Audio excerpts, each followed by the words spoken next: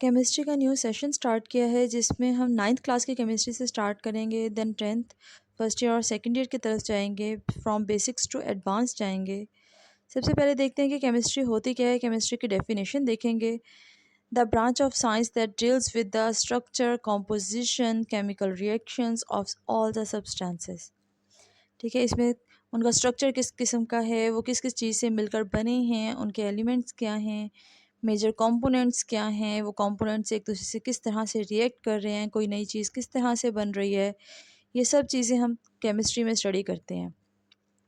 अब अगर आपसे पूछा जाए कि केमिस्ट्री क्या है, मुझे कन्विंस करें, तो आप क्या बताएंगे? एज अ केमिस्ट्री स्टूडेंट हम बेसिक से स्टार्ट कर रहे हैं, तो हम कहेंगे कि हमारे इर्द गिर्द जो भी मैटर है, वो तमाम चीज़ें जो स्पेस ऑक्यूपाई कर रही हैं, जो मैस कंटेन करती हैं, वो तमाम चीज़ें मैटर हैं। और मैटर की स्टडी को ओके वो किस तरह से बनी हुई है। फॉर एग्ज़ाम्पल हम कपड़े पहनते हैं, कॉटन के कपड़े पहने हुए हैं, सिल्क के कपड़े पहने हुए हैं, ये किस चीज़ से बने हुए हैं।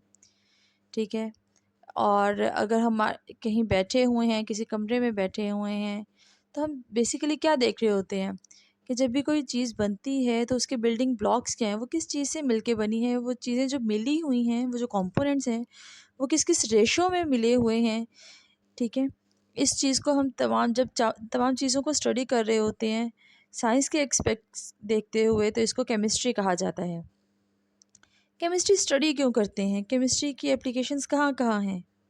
अगर ये कहूँ कि केमिस्ट्री के बग़ैर ये साइंस नामुकम्मल है तो गलत नहीं होगा, क्योंकि केमिस्ट्री हमारी लाइफ में ऑर्गेनिज़म्स में बायोमॉलिक्यूल्स देखे जाते हैं, ऑर्गेनिक में हाइड्रोकार्बन्स देखे जाते हैं, हमारी फूड, हमारा खाना, हमारा पीना, हमारे प्लास्टिक्स, हमारी क्लॉथिंग, हमारी cosmetics, each and everything, even fertilisers, agricultures, environment. ठीक है, न्यूक्लियर केमिस्ट्री, इंडस्ट्रियल केमिस्ट्री, ये सारी की सारी केमिस्ट्री के अंडर आ जाती हैं। ब्रांचेस ऑफ केमिस्ट्री को स्टडी करते हैं तो वन बाय वन देखते चलते हैं। उसके बाद देखते हैं कि इनमें क्या क्या पढ़ा जाएगा और इनको अप्लाई कहाँ कहाँ किया जाएगा। फिज़िकल केमिस्ट्री क्या है? The branch of chemistry that deals with the if physical properties of matter and the effect of change of physical properties of matter. इसमें हम स्टेट्स ऑफ मैटर किस तरह कौन कौन सी हैं, इनको किस तरह इनकी इंटर कन्वर्जन की जा सकती है, फिज़िकल प्रॉपर्टीज़ चेंज करने से मैटर के प्रॉपर्टीज़ किस तरह से चेंज होंगी, ये सारी चीज़ें हम फिज़िकल केमिस्ट्री में देखते हैं। फॉर एग्ज़ाम्पल अगर मैं कहूँ कि मेल्टिंग ऑफ आइस, ठीक है, आइस को मेल्ट किया है या वाटर को फ्रीज़ किया है या वाटर से स्टीम कन्वर्जन हुई है, इवेपोरेशन हुई है, तो ये सारे प्रोसेसेस जो हैं ये फ़िज़िकल प्रोसेसेस हैं। ठीक है, फिर टेम्परेचर का इफ़ेक्ट देख रहे होते हैं इनमें कि हम टेम्परेचर को लो या इंक्रीज़ करने से मैटर पे क्या फ़र्क पड़ रहा है, फिज़िकल केमिस्ट्री के अंडर स्टडी करेंगे हम। नेक्स्ट है ऑर्गेनिक केमिस्ट्री। ऑर्गेनिक केमिस्ट्री में सबसे पहला वर्ड है ऑर्गेनिक का। ठीक है, organic chemistry is the study of organic compounds. अब ऑर्गेनिक कंपाउंड्स क्या हैं? ऑर्गेनिक कंपाउंड्स कहते हैं hydrocarbons and their derivatives.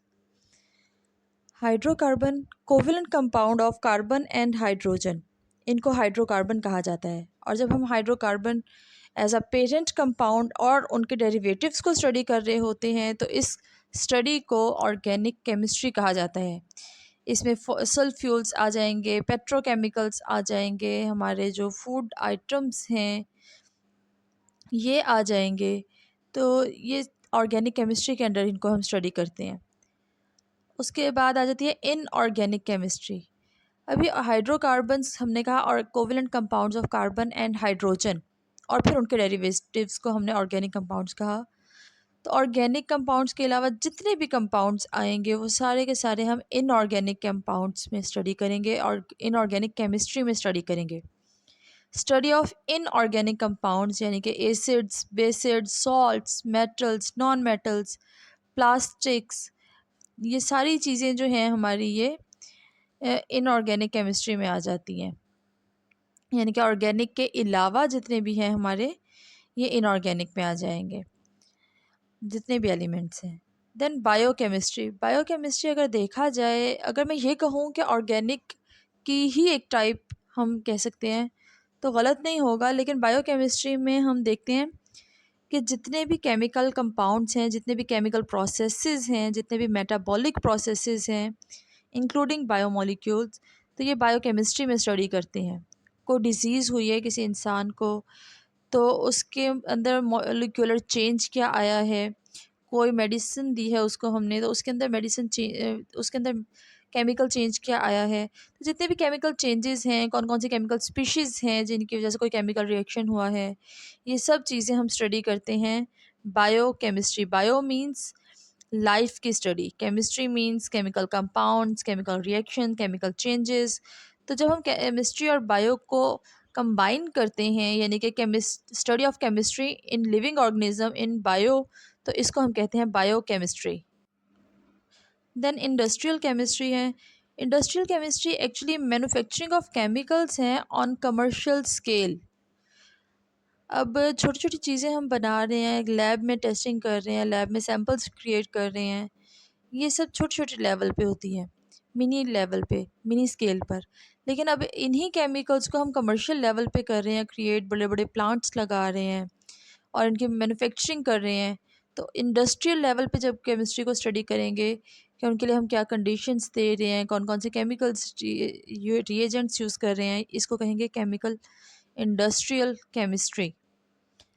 Nuclear chemistry क्या है?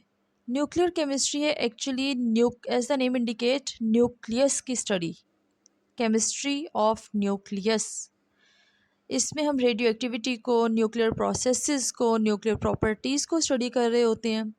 अब उनमें हम क्या क्या देख रहे होते हैं? एटॉमिक एनर्जी, एटॉमिक लेवल पे जाके, न्यूक्लियर लेवल पर जाकर न्यूक्लियर रेडिएशंस जो इमिट हो रही होती हैं उनको यूज़ करते हुए, न्यूक्लियर फिशन रिएक्शंस को यूज़ करते हुए न्यूक्लियर पावर जनरेटर्स देखते हैं हम कि power generation by nuclear reactors किस तरह से हो रही है, रेडियो एक्टिविटी क्या है, किस तरह से हो रही है, फिशन रिएक्शन क्या है, फ्यूजन रिएक्शन क्या है। फिशन रिएक्शन होता है एटॉमिक बॉम्ब्स में, जबकि फ्यूजन रिएक्शंस होता है हाइड्रोजन बॉम्ब में। इंटरव्यू में बाज़ औक़ात ये क्वेश्चन पूछ लिया जाता है कि फिशन रिएक्शन और फ्यूजन रिएक्शंस में डिफरेंस क्या है। फिशन रिएक्शन होता है कि जब कोई बड़ा एटम, बड़ा न्यूक्लियस टूटता है और छोटे छोटे न्यूक्लियाइज में कन्वर्ट हो जाता है, तो फिशन रिएक्शन कहता है। ये प्रोसेस एटॉमिक बॉम्ब्स में यूज़ होता है। जबकि फ्यूजन रिएक्शन, जिसमें छोटे छोटे न्यूक्लियाई मिलकर कोई बड़ा न्यूक्लियाई बनाते हैं, for example in hydrogen bomb, तो इसको फ्यूजन रिएक्शन कहते हैं। और सन में भी फ्यूजन रिएक्शन ही हो रहा होता है, जहाँ पर प्रोटियम और ड्यूट्रियम के जो आइसोटोप्स हैं मिलकर ट्रीटियम का एक हैवी आइसोटोप बना रहे होते हैं। This is fusion reaction. और इन सब को हम स्टडी किस में कर रहे होते हैं? न्यूक्लियर केमिस्ट्री के अंडर। अब एनवायरमेंटल केमिस्ट्री क्या है? Study of chemistry in the environment. हमारा एनवायरनमेंट किन किन कंपोनेंट से मिलकर बना है, उसमें कौन कौन से केमिकल स्पीशीज़ हैं, ह्यूमन एक्टिविटीज़ का एनवायरनमेंट पे क्या इफ़ेक्ट हो रहा है, वो केमिकल स्पीशीज़, केमिकल कंपोनेंट्स जो हैं वो इंक्रीज़ कर रहे हैं, डिक्रीज़ कर रहे हैं, उसकी वजह से एनवायरनमेंट किस तरह से शिफ्ट हो रहा है। इस तमाम चीज़ों को हम देखते हैं एनवायरमेंटल केमिस्ट्री में। इसमें हम पोल्यूशन की टाइप्स, उनके पोल्यूशन के कॉजेज़ क्या होंगे, उसके इफ़ेक्ट्स क्या होंगे, उनको किस तरह से कम्बेट किया जा सकता है, कम्बेटिंग स्ट्रेटजीज़ क्या क्या यूज़ कर सकते हैं हम, ग्लोबल वार्मिंग क्या है, एसिड रेन क्या है, ओजोन डिप्लीशन क्या है, उनको किस तरह से कम्बेट करना है। ये जितने भी इन्वायरमेंटल प्रॉब्लम्स हैं उनको जब केमिस्ट्री की मदद से उनके रूट कॉजेज़ फाइंड आउट कर रहे होते हैं, उनके इफ़ेक्ट्स फाइंड आउट कर रहे होते हैं और उनको जो सॉल्यूशंस फाइंड आउट कर रहे होते हैं, ये तमाम के तमाम एनवायरमेंटल केमिस्ट्री के अंडर आते हैं।